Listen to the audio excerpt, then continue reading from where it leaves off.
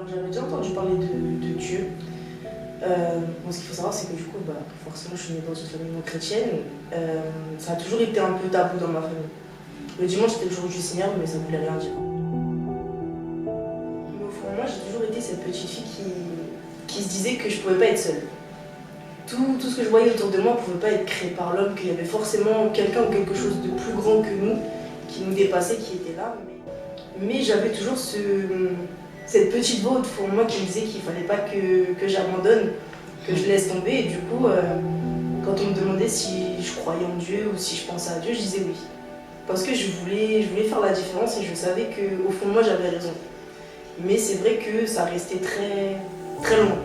Très loin. Je me disais, je crois en Dieu et ça suffit en fait. Je sais que quelque chose ou quelqu'un de plus grand que moi existe et ça me suffisait. De toute façon, je n'avais pas accès à plus. Donc je me contentais de ça, mais je savais que tôt ou tard, j'irais voir plus loin.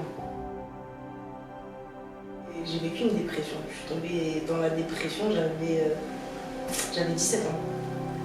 J'avais 17 ans et en fait, j'ai réussi à le cacher à beaucoup de personnes autour de moi, dont mes proches.